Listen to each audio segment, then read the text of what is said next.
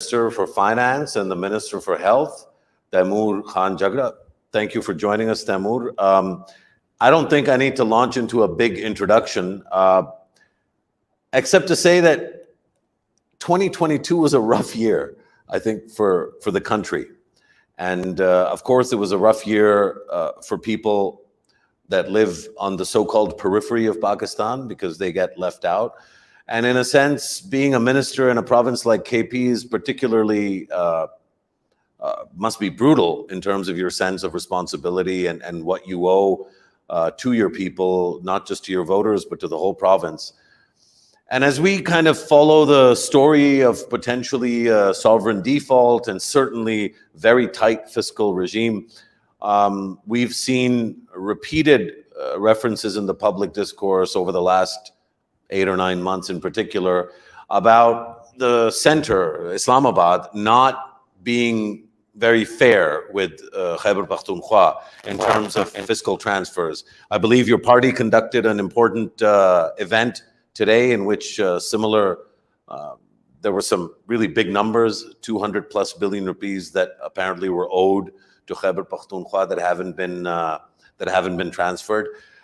There's so many different angles to this story, but I thought maybe we would start just by asking you to walk us through what the year has been like fiscally and what the actual issue is. Because obviously when you talk to people in Islamabad, they're not as concerned as you are because they say that the problem isn't as grand or as severe as what you might claim.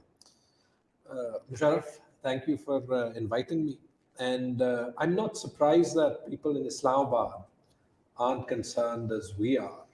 And I think that's one of the tragedies of the country, that despite a move as significant as the 18th Amendment and the 7th NFC, this still feels like a country which, in terms of its ruling mindset, is one that is very unitary in its culture, one that is controlled by Islamabad, and one where Islamabad feels that Islamabad knows best.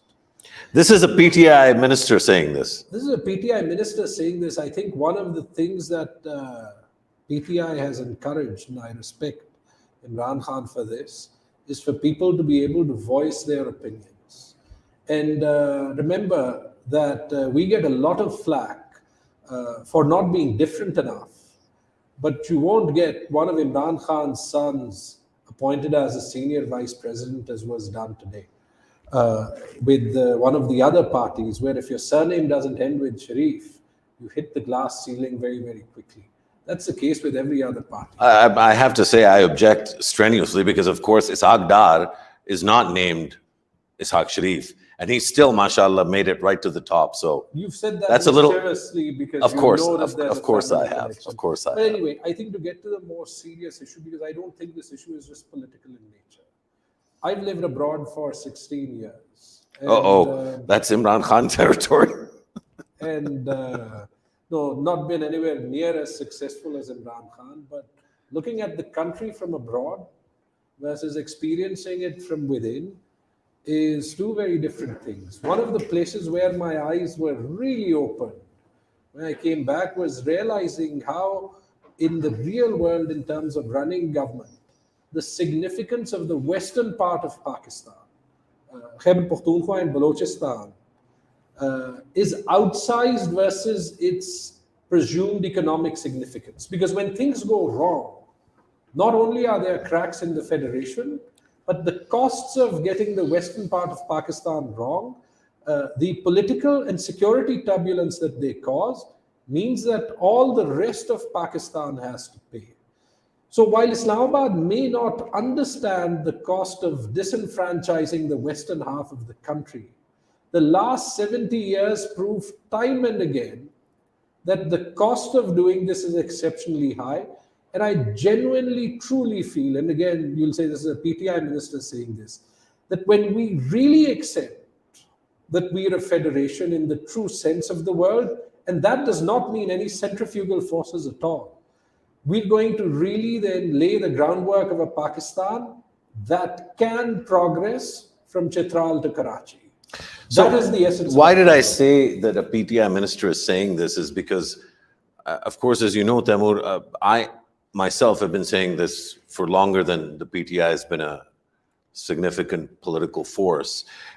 And I'm not relevant because I'm not in politics, but, you know, Echegzai Seb has been saying this for, you know, donkey's years. And before what used to be called the NAP, which was banned, and then it became essentially the ANP, those parties have been saying this for a long time. And oftentimes, I think the reaction of people in the non-periphery, in the big cities in Pakistan, at the core and the mainstream, so to speak, the reaction was, yeah, you know, yeah, we should be fair, but come on, like, don't be vociferous and don't be centrifugal, is the term you use, right? Just, you know, get along, go along. The reason I said a PTI minister is saying this is that the genesis and the evolution of the PTI brand is certainly not in the same way. It's the love language of the PTI is very different. The love language of the PTI is very Pindi, or has been traditionally, whereas the love language of, you know, PK MAP or ANP has been very different. And it's an interesting... Smiling because I really don't think you can accuse the PTI line of being very pro-Pindi at the moment. But of course not. Of course not. But I think if we remove ourselves from the specific dynamic that you're referring to between Imran Khan and PTI supporters and Pindi, which is, I think, temporal, right? In terms of essence, it's still a very nationalistic, like, that's what the whole party is, right? It's an urban, outside of KP in particular, it's a very urban mainstream party. And yet, very important people in the PTI, you're not alone, of course. You have ministerial colleagues, you have your chief minister, you have others around the country who look at what's happening in terms of the fiscal dynamic and say the same thing you are. I mean, clearly, I mean, you're briefing everyone and there's a consistency there. I guess my question, and I want to, because we have limited time, I just want you to break down what's different between kind of this PTI that's running the province now for, how long is it since it's been in power? I guess going on 10 years, mashallah. And it's had a PTI government at the center. It's had a PMLN government at the center. Now it has a PDM coalition at the center. Across this horizon of 9 years, how consistent have these issues been? Or was it that everything was hunky-dory when PTI was in power? What I'm trying to get at is this a political, temporal issue that is party versus party, or is this a structural issue? Because the way you spoke earlier, you said western part of Pakistan, you talked about disenfranchisement. That seems to make it more of a structural issue rather than political. And I want people who are listening to really understand where you're coming from on this. And maybe it's a bit of both. But what is it more in your view? You're talking of the financial challenge that we face. And it's definitely both. Okay, it's both. Pakistan it's structural because I think in terms of mindset, Pakistan has been ruled by what I call a Karachi, Lahore, Islamabad culture. We assume that the greater good of Pakistan always lies in terms of what is good for the major urban centers of the country. And the rest of us who may not belong here, ultimately in one way or the other, gravitate towards one of these urban centers. Okay.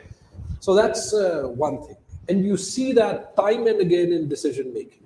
Yeah. Let me give you one example related to the financial issues that not just Khyber Pakhtunkhwa faces.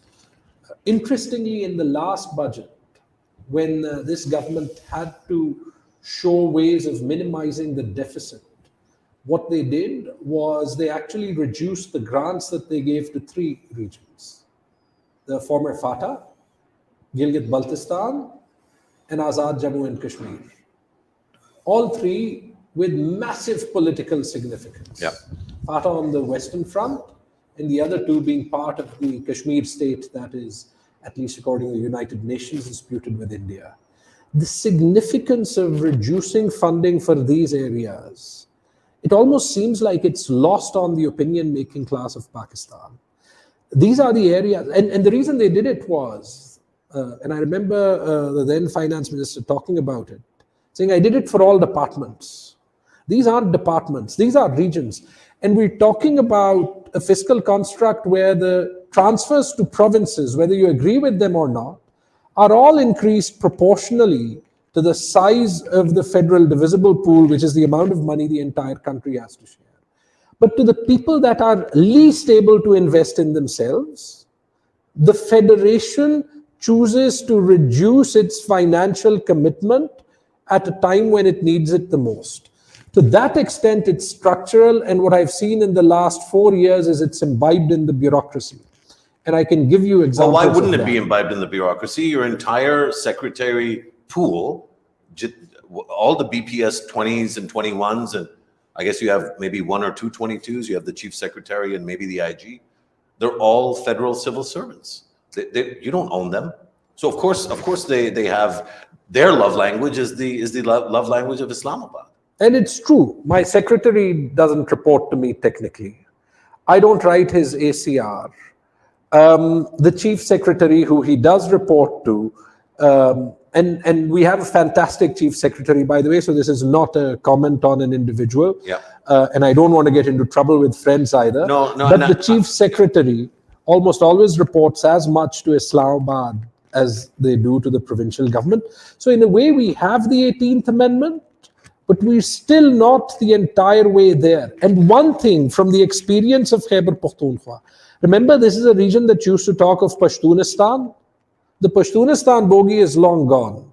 We have a PTM movement in certain areas, but in mainstream Khyber Pakhtunkhwa, we are more Pakistani than anyone else. No, but even PTM, to my eyes and my ears and my heart, are also as Pakistani as you or me. I haven't heard them talking about Pashtunistan either. I mean, they're asking for their constitutional rights in the country. And I mean, that was going to be a separate question, but yeah. I see a great convergence actually between a lot of the things that PTI is saying now and a lot of the things PTM was saying until recently.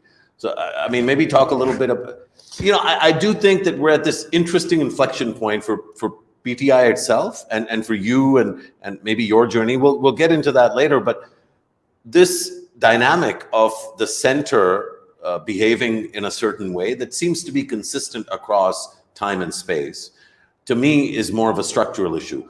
I guess the structural issue becomes more obvious when there's a financial crunch. The last time we ended up resolving this for some time was the NFC of 2010, the 7th NFC.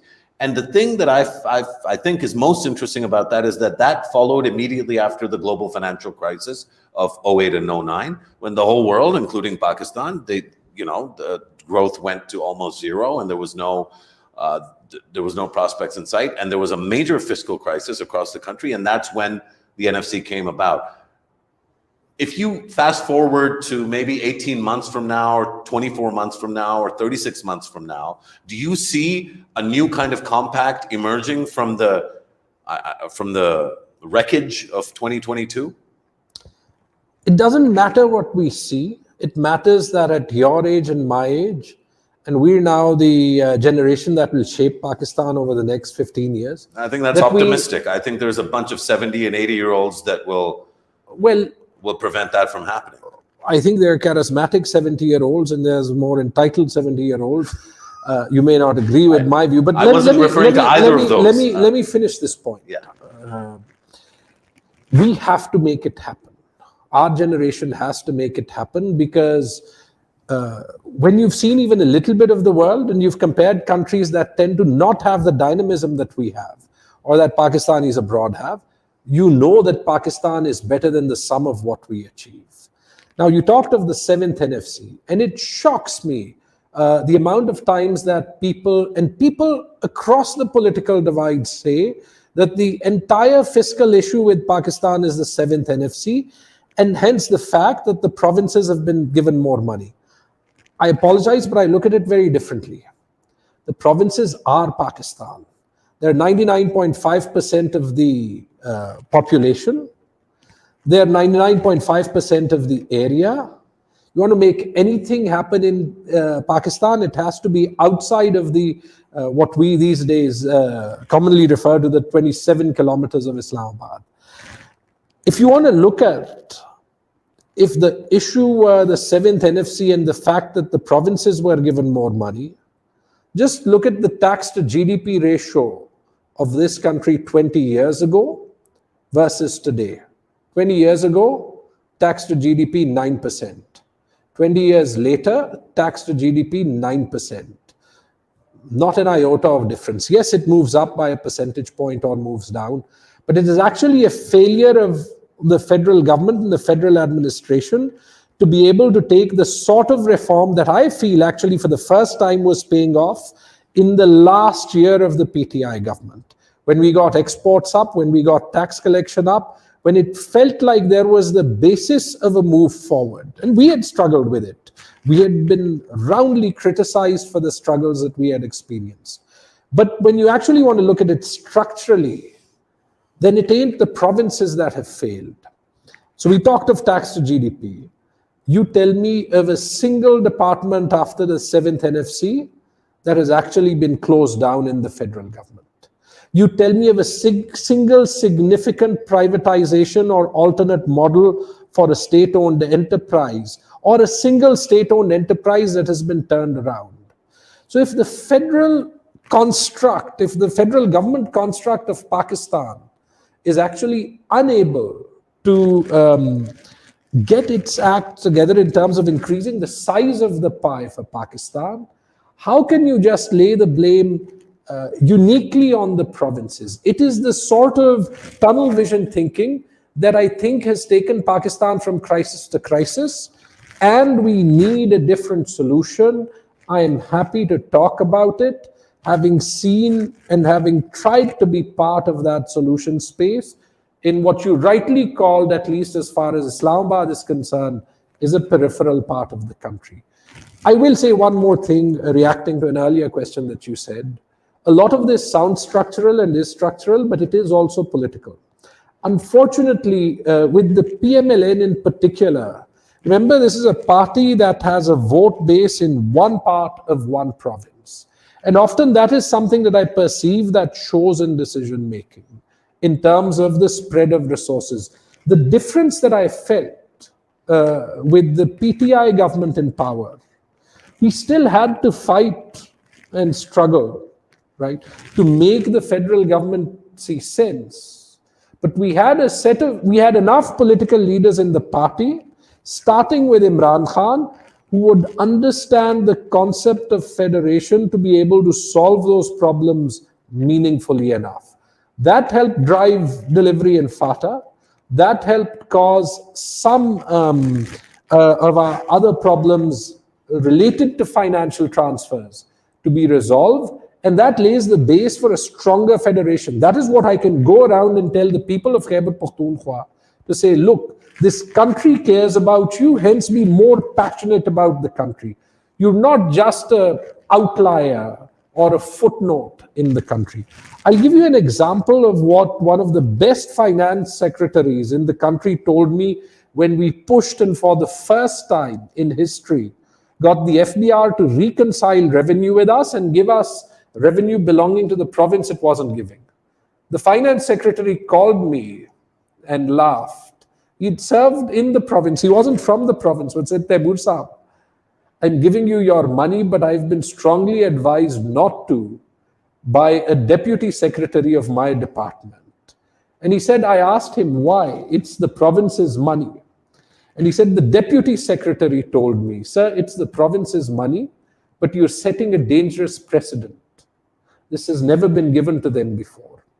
If that's the way that we run federations, then you can very easily see why we end up financially not being the sum of the actual potential that we can represent as. All right, so we have, that's really helpful in contextualizing everything. And I see the point you're making about structural versus political, and that it's a bit of both. To me, because they're such enduring problems, these are primarily structural, and the politics is, you're not going to like this, and I don't want to go down this rabbit hole, but there's not a huge difference between any of the mainstream political parties in terms of what they do when they're in power. What they say is very different, but what they actually do. Ironically, what I see more and more is that the federalism that was being amped up by the PPP in particular in 2009, 10, 11, 12, 13, 14, 15, 16, is now the language of the PTI. And there's a lot of silence. I mean, kudos to Raza Rabbani, who came out clearly and explicitly on the national government or caretaker government question. Two things I want to ask you, and then I want to transition a little bit to sort of what you see in the future. One, tomorrow it's entirely likely that you'll be graduating or demoted. You'll be demoted, actually. It's very likely you'll be demoted to a position in Islamabad, whatever kind of ministry or whatever kind of role. But if you were ever to be Minister of Finance, do you promise me, no matter what we're doing at that stage, that we get to have the same conversation? Because I'm going to play back some of this. My argument is that because it's structural, that when you're finance minister, your behavior will not be dramatically different from Shaukat Subsidy Tareen's behavior, or Miftah Ismail's behavior, or Ishaq Mimi Dar, his behavior. That the behavior of these individuals is not about the individuals or about their parties. It's about being Minister of Finance in the Islamic Republic of Pakistan, which is structurally exactly what you said it was. It's got a vision and a vibe that is entirely unitary in terms of how it looks at the country. How is Taimur going to be different in that role?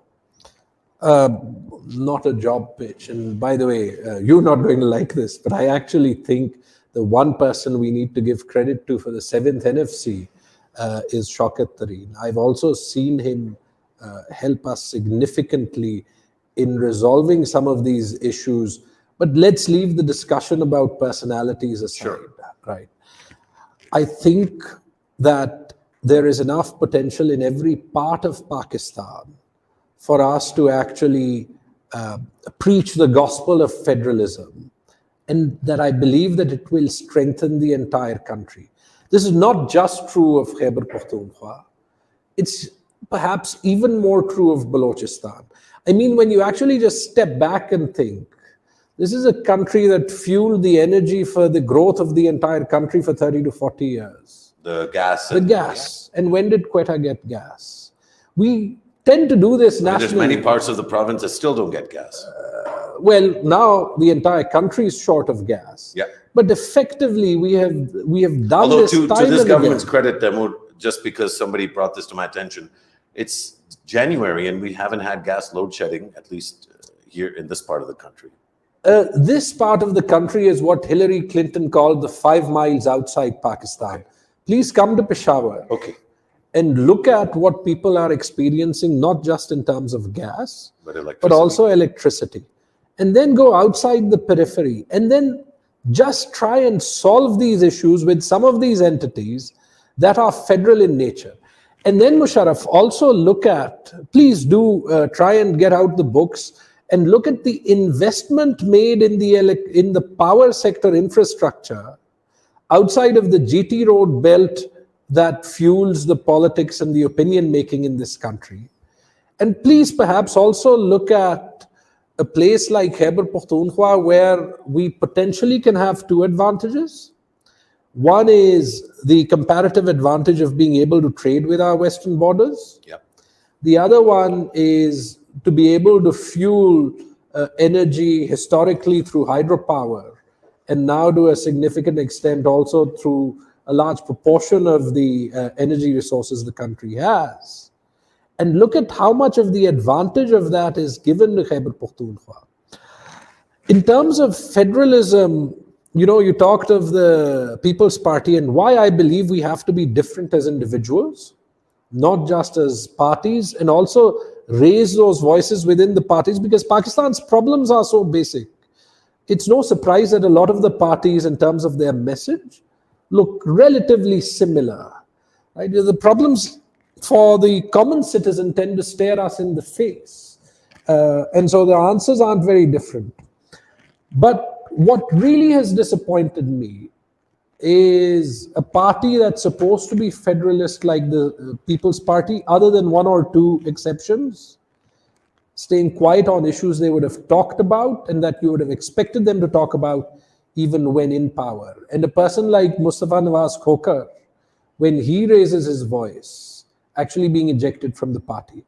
This is the party that Pakistan's liberal classes subscribe to as being the one entity that it feels will stay true to liberal principles. Beyond that, what perhaps disappointed me as far as Khyber Pakhtunkhwa was concerned was some of our nationalist voices, most nationalist voices.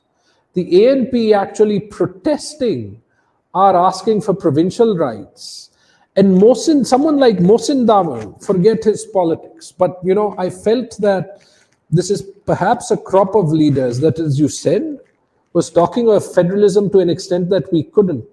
Almost bartering away the country's investment in FATA to be able to invest in his constituency. So because he's not here, like I feel like I'm compelled to defend him, which I shouldn't have to. So I'm gonna have that conversation with Mohsin, and maybe we can have that conversation together at some point as well. I want to maybe shift the conversation longer term. My point is, we have to be different, right? This is not a country that can prosper just with 3 cities prospering. Just imagine if our trade routes to the west 100%. Were open. Just imagine if there were a highway from Peshawar to D.I. Khan and then connecting to the south, and we invested in that. I guarantee you it would change the economy of the western part of the country, and I guarantee you it would change the security of the entire country, not just the western half, forever. As you already know, Taimur, I mean, my colleagues here at Tabadlab and my own sort of advocacy for regional connectivity, I'm fully invested in this. So you don't have to convince me. What I do think I need convincing on, and this is as really more spoken as a friend rather than as people that maybe agree or disagree on many policy issues, is the future of this federal structure, the future of this republic. Because genuinely, when I hear you speak as in the way that you're speaking right now, it worries me to no end.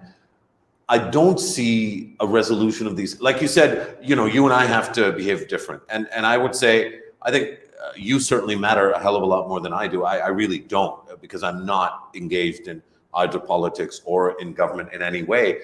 I don't see where the impetus for a renewed federal push is going to come from.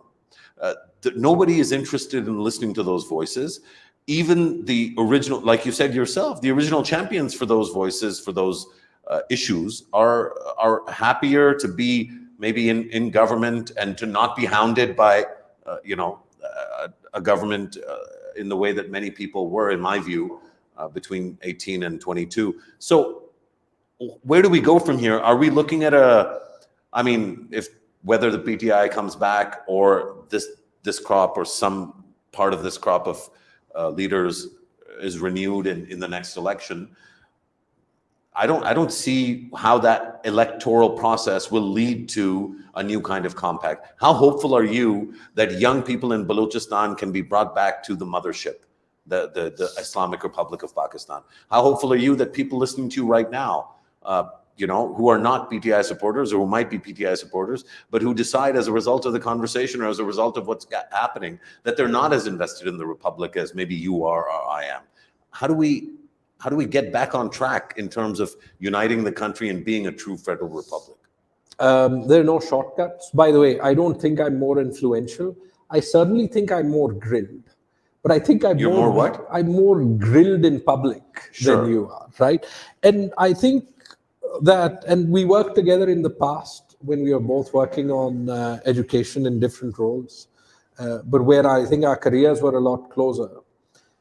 I certainly think in many ways your voice carries to constituencies that mine doesn't, because mine is seen as a partisan voice.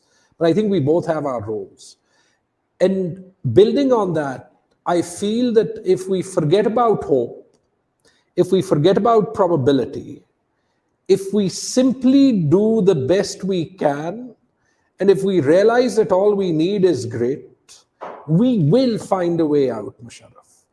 Other countries have. You just need to look at the story of India in 1991 and where India stood when they decided that they were actually going to go for the last IMF program, to see that it can't be harder than a country of more than 1 billion, multiple religions, a caste system that we don't have, all sorts of fractures that we don't have. And it's not just India. I mean, you've worked all around the world. You see these desert republic or desert kingdoms or sheikdoms or emirates in the GCC. And I mean, some of the most amazing work in governance is happening in these countries. Indonesia, as or more complex than Pakistan, G20 summit host. I wrote about this in my column today, is that, I mean, we need to start reimagining, you know, where we might be in 5 or 6 or 10 years. I'm still not entirely convinced that there is a viable path forward for a renewed federalism. Where is the next 18th Amendment going to come from? And, you know, again, I don't want to make it about political personalities, but I do think personalities matter in a big way. And I just, with the current, not just one, with the current crop of leaders, I don't see them sitting together. But, you know, once upon a time, nobody thought Benazir Bhutto and Nawaz Sharif could sit together either. So one is, I do think we need to invest in hope. I want to, just because of time constraints, and I think it's been a fascinating conversation so far, I want to maybe shift to, in terms of the nuts and bolts of what gives us hope. I know that you've done a few things that I was very excited about, and we haven't had a chance to catch up on some of those things. Maybe you can walk us through 2 or 3 key initiatives that I think, you know, the country and hopefully generations will be proud of on your behalf, and will be grateful for, that you and your party did. I think, as you know, I've never been shy of recognizing and celebrating, you know, excellent work. The health sector reforms that you undertook, particularly the insurance scheme, is this like a big time scam for, you know, passing money on and rent seeking? Or is there a way that we can convince the skeptics on this? Maybe not me, but there's people watching that will be skeptical. A, because you're PTI, and B, because there's just so much skepticism and cynicism out there. So maybe talk to us a little bit about how that's going and what lessons you might have learned so far. And the other big one is pensions reform, because I know that you recently invested in shifting the way pensions are done. We were talking about fiscal issues. I mean, one of the biggest fiscal challenges in this country is that every month it's from your running current accounts that you're taking money out and not putting in a fund, but handing to people. So there's no, I don't even know the right terminology for this, but it's an insane system, which is simply not sustainable. Let me give you what I think are 4 or 5 shifts that I feel both of these reforms that you've referred to on pensions and on health sector are a part of. And that I feel are the sort of reform that should give us hope. And if they can happen in a place like Khyber Pakhtunkhwa without our political capital being eroded, right, then they can happen in the rest of Pakistan. We just need the critical mass of people to be there. It doesn't concern me that politicians can't sit here today. We've got to give this process time, but we've got to be resilient enough to do the right thing. One of the reasons reform isn't faster, Mosharraf, and why we need to have more conversations like this is, you don't challenge people like me in positions of power enough, people like you, and people like you don't challenge what isn't working with the system enough. For example, let me start with the first shift. Our public sector compensation and accountability is broken. Why weren't you up in arms when the first action this government did was give senior civil servants executive pay bonuses of 150% without any sort of attachment to performance? Why do we feel that it's okay to do this with taxpayer money, right? Why doesn't the media challenge more of the culture of regularizations, putting people in public sector jobs without productivity, that we're all forced to do, right? Because if the media did it, it would be a hell of a lot easier for politicians like me to further fast track the reform that we actually make. That, by the way, leads us to a different discussion. We don't need a technocrat government. We need to support the technocrats in government, because this way they have political capital and can do more. But to go back to this, we need a different compensation system. And the biggest part of that compensation structural change is to fund pensions. If Khyber Pakhtunkhwa can make that shift over 3 or 4 years, change the pension rules, use our pension fund better, get new employees moved to funded pensions, do all of this effectively, even without the support of donors or multilateral organizations in a big way. Do it because we believe it is the right thing to do. It can be done. And remember, this is a ₹1 trillion a year problem. No, but it's soon going to be a 2 trillion rupee a year problem In 3 years. because it's exponential growing growth. At And nobody's talking about it. Like, nobody's talking about it because कोई पेशावर को घास नहीं देता. sir, हम तो घास नहीं, हम तो पूरा बाग दे देंगे, मतलब. But you see, that is the thing. That hasn't stopped me. That hasn't stopped our government from doing any of this. How responsive has the chief minister been in terms of these reforms? Is it kind of begrudging kind of assent, or is he enthusiastic? Does he understand I'm asking because I think that's the other big issue. I was telling you about this earlier. Somebody said, based on some recent events, that you and I perhaps, might have had a falling out. And I said, what falling out? I'm not young. I don't know how many years we have left, but A, and B, frankly, there's only one Taimur in Pakistan. Maybe there's 3 or 4.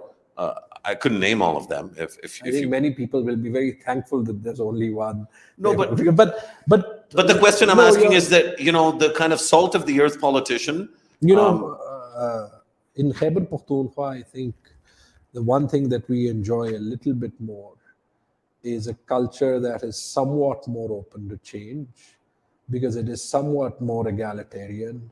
And I think the credit for all of this reform goes to the entire cabinet, goes to the chief minister. Okay. You can't get reform through without the consent of your colleagues. You can't get difficult reform through. The bureaucracy is typically very risk averse. So to a certain extent, you need the buy-in of the bureaucracy. You need the cabinet to really force difficult reform through, because it's both the individual and collective capital of the political leadership being lost when you say something like, I'm going to shift this country from unfunded to funded pensions. So I wouldn't give myself any of the credit. I would give my cabinet colleagues all the credit, because they had to accept what I propose. Now that's one shift. We've actually done a lot of other reform that I think can actually form the blueprint for the way we should run this country. And of course, there's a long way to go on that. The second thing which rankles me a lot, we have 2 problems. We have a fiscal problem, and we have a forex problem, a foreign currency problem. Let's leave the forex problem aside. I've been dealing with the fiscal side for so long. We have a lot of fiscal ill-discipline in this country, but we have that fiscal ill-discipline because we've actually sort of aggregated all fiscal power with one finance department, and hence all other arms of government, every department, every office, political or apolitical, effectively feels its only responsibility is to spend. Correct. Yeah. And this problem is exacerbated by the fact that they go to 2 pockets to actually get money to spend. They go to finance and they go to planning. Yep. And as someone trying to wear a hat as the financial manager of a province, I've actually come to the conclusion we actually don't need these 2. You need more devolution. Yeah. If you have one finance department, and if you devolve the budget to every individual department, you will make politicians and the principal accounting officers a lot more accountable for their budgetary decisions. And how do you think members of the Pakistan Administrative Service, not individually, but collectively, because individually they're all brilliant. And I think you're right, earlier you were saying about the chief secretary, I haven't worked with a not brilliant PAS officer.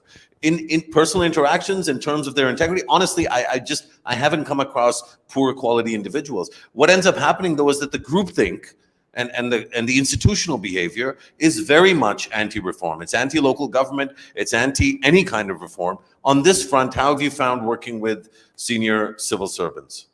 On this front, I think as a country, given the acute crisis that we face, we actually need to break the mold. Very honestly, what tends to happen is, as you say, very rightly said, the bureaucracy, senior bureaucrats, individually brilliant, collectively, they watch for the interests of the firm or the institution. Yeah. Politicians, because we know the entire system works on sort of individual ability to patronize, to give patronage. we tend to mitigate risk by not being too aggressive with the bureaucracy. I want to get in a couple more questions, but I also want to check with my colleagues for time. Do we have another 5 minutes? Excellent. Let me finish this, Please. because I think this is important. And what we now need to do is to change the rules of business. There's literally a book called The Rules of Business, Yes. for those who don't know. 1973. I actually think it feels more like 1857 than 1973. Yeah. But honestly, a system where the system leaders do not directly manage the people that report directly to them. A minister, a secretary is not accountable to a minister. Which A organization... school principal, Taimur, is not in charge of his budget or the ability to hire and fire teachers. We changed that. We changed that in the health department, but agree, if we deconstruct that and change that, I promise you in 5 years, we will be looking at a different country. And where we've done that, for example, in health, we gave spending power to every BHU. And I'm sure someone will show you a BHU with walls broken, but in a year, 700 BHUs were transformed because they simply had 2 lakh rupees a year. I want to ask you about that, because I mentioned there was a friend on Twitter, or Pakistani, a constituent, somebody from KP, who put up a picture of a really decrepit wheelchair and said, ask him about this. And I want your personal answer, because I think people need to see that as well. I think when ministers get in this position of defending, that they're doing a lot of work and they haven't gotten to everything yet, is kind of the wrong answer. And I want to ask you how it makes you feel when you find that within your province, despite all the hard work you've done, despite all the money that's been spent, there are broken wheelchairs, there are tragedies, there have been many, we don't need to go into them, where the system hasn't worked, where people have not been given the services that they deserve as Pakistanis. How does that make you feel, and what does it do to your work day? I think precisely because that is going to happen, as leaders, we have to take 2 decisions. The first one, to almost always keep on pushing the boundaries. And the second one, as we do that, to be prepared for the blowback. I'm perhaps the only finance minister in the country who, in every budget, makes it a point to highlight the few civil service officials whose championing of reform has made our budgets happen and our budgets different. And there's a reason why I do that. And this is something that I feel very personally. Corruption is a major disease in this country. But I think as major a sin are people in positions of power, and by this I mean senior administrative positions, not just politicians, who think it is okay to draw a salary while not taking decisions. Because if I have sleepless nights about the system not being good enough, despite however hard I push it, why shouldn't the secretary of the health department do the so same? to defend the secretaries and our friends in PAS, because of what you, and when I say you, Pakistan, we, because of what we did to Fawad Hassan Fawad, because of what we did to Ahad Chima, because of what we did to Sheikh Imranul Haq, those are 3 examples, and 2 are known to be or seen to be aligned with one political party. But why would any civil servant take any decision when they know that those decisions will be treated with the kind of toxic contempt and derision in which the media, political parties, the security establishment, like everybody will pile on, and they'll end up in jail? Because when there have been times and moments where I've said, look, that this feels like a losing battle, whether it is worth finding or not, there have been civil servants in the same system who have told me, sir, someone has to take decisions. We can't freeze and not take decisions, because there are people that the system will hold rightly or wrongly accountable. And that has inspired me, and that advice has also come from a civil servant in the same system. No, and I saw that with my own eyes when COVID hit, and I spent a couple of days with you guys. I mean, it was so obvious that actually it was those civil servants that really were the front line and the last line in terms of taking tough decisions and pushing the boundary. You didn't say anything about the health sector reforms and the health card. And I want to make the point that, you might contest, but I know partly what you're going to say is that this government has not, has tried to maybe not fund it or whatever. I'll let you say what you want to say about that. But the irony for me, of course, is that it was the 2013 to 2018 PMLN government that actually where the health card originated. I know you might have a different view on that, but historically, it's very clear to me it's actually a PMLN sort of product from the federal government, from Islamabad. And so it's ironic that the PMLN itself would find a problem with it. But what beyond that, how is that going? What are the lessons you've learned so far, and where is it headed next? You said this before, so just for the purpose of viewers, to put facts on the table, because I wasn't in the country at the time, and I checked this. The health card was introduced in KP 4 months before it was introduced in the center. But your point on a different plane remains, which is that the PMLN owned this program in Islamabad when they were there, and they now tried to sabotage it. In the world of traditional politics, it shouldn't surprise anyone. But in the world of federalism that we want to move to, the giving of health insurance to 6 million people in FATA should not be something that we should be arguing about as far as the wider political capital of any party in the country is concerned. What the health card has done, I feel, is truly miraculous on a couple of dimensions.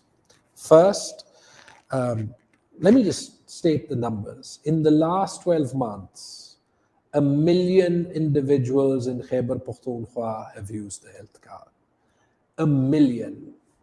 That million means that about 12% of families have used it. And all those problems and wheelchairs that you talked about, this is the one instrument that we have that gives the poor and the middle class the ability to be able to shortcut or circumvent some of the failures of the system and go to the same hospitals that you and I would send our children to, or our parents to, or go ourselves to when we needed them. The beauty is that despite people worrying about its sustainability, that it only costs $3 per person per year to fund. $3 per person per year, 2% of our budget, only 1/7 of our health budget. In terms of global benchmarks, our health spending ought to be twice what it is anyway. So if we increase it by 12% and give everyone critical care cover, right, we still have 88%. And is it now across the whole province, all the districts, or is it still piloting in a few? No, it has been across the whole province since February 1, 2021. Amazing. What are some of the places where you feel like you could have done something better, or you've learned something that's going to enable you to execute this better in the future? I think a couple of things. Not anything that I don't think we could honestly have done better given the speed and ambition with which we implemented it. But I think what we can do, what we have to do going forward, the first one is, this is not a static program. It has to change over time. The one thing we have to do, and this is something I do tell my colleagues, is we do have to choose between whether we want health financing as a core part of our system or just the traditional model of building more hospitals that don't work. That doesn't mean we don't need public sector hospitals. I'm very happy to report that health card spending in public sector hospitals has gone from 11% to 33%. And the top 2 hospitals that earn from the health card are 2 of our biggest public sector hospitals. And are they both run by the boards? They're both run by the boards. Right. But on the other side, what we do have to do in terms of this being a dynamic program is to graduate those people that can actually pay for the program over time. And there's a beautiful way to do that, and that beautiful way is to offer top-up packages. Do you know that for 10,000 rupees a month, we've done the basic maths, the proposal is ready, I can offer you insurance not of 10 lakh rupees a year for your family, but of 1 crore rupees a year. I would take that with my eyes closed. So right? That raises another question, Taimur, Yeah. which, and again, I don't know how much time we have, but I'm gonna insert this one in as well.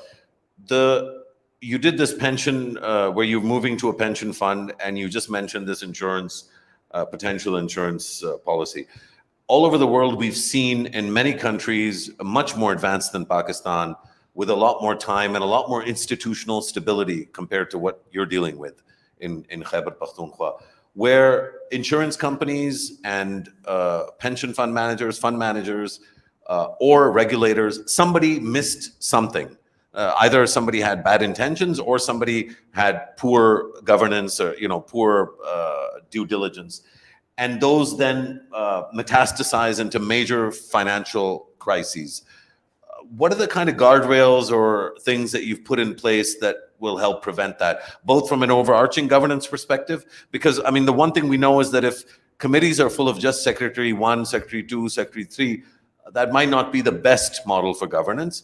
And this wider, system-wide risk that you operate within. I think having taken 4 years, the biggest guardrail is actually building the ownership of the institutional system, the administrative system, to own the reform. I think that's the first thing. I think the question that you asked is both relevant, but has also been an excuse to not execute any reform in Pakistan, to say we need to make it risk-free. No reform can be risk-free. No, nothing. When we were introducing the health card, State Life told us, because they were looking at 20% of the population, and he told them we want to insure everyone. He said it can't happen. They told us the hospitals will fall. And I was just wondering why, because people will only go to hospitals if they're sick. Nothing happened. We got the details right. We took a little bit of risk, but it's paid off, and we need to continue to evolve the program. Similarly with pensions, in phase 1, what I see is asset managers managing these funds for us. In the short term, I think the risks are low, because in Pakistan, with its interest rate environments, in nominal terms, people will always make a return. And what we've done is put in place guardrails around what can or can't be invested in, so that we know that we assure people a return.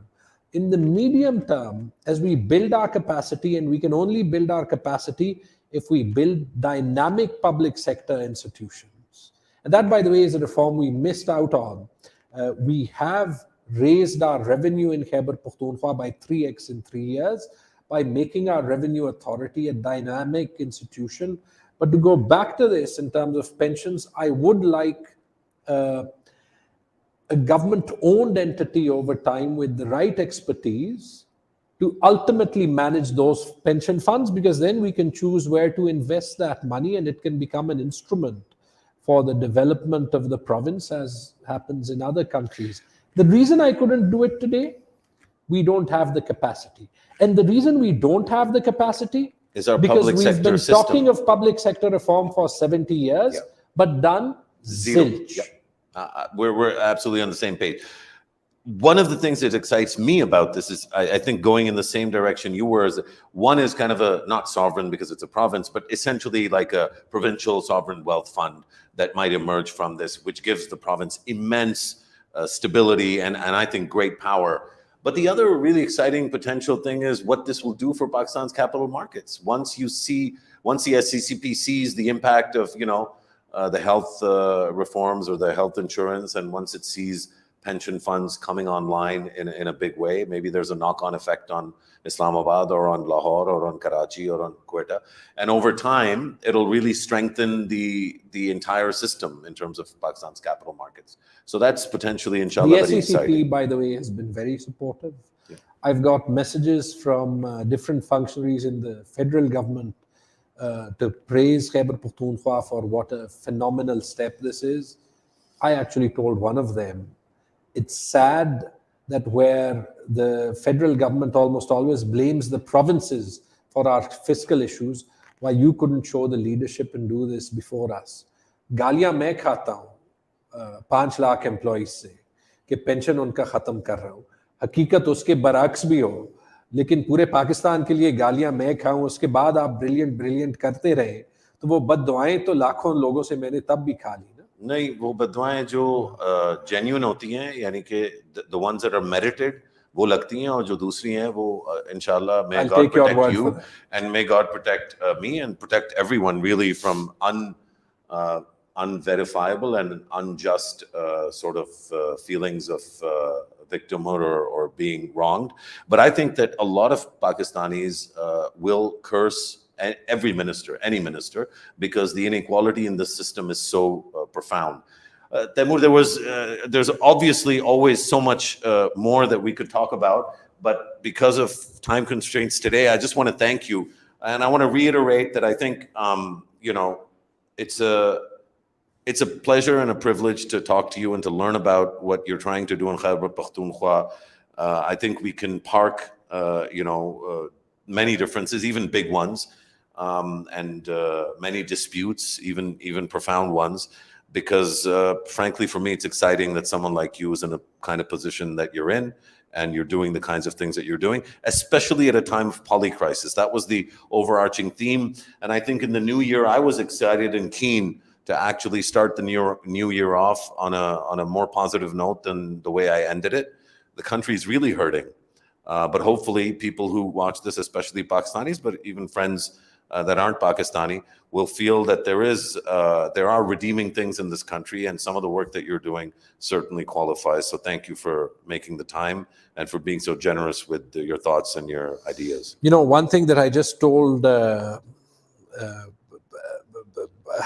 people at GIK, my Alma mater. alma mater, was that this is the best country in the world, and this is not the best country in the world for anything other than the fact that it's our country.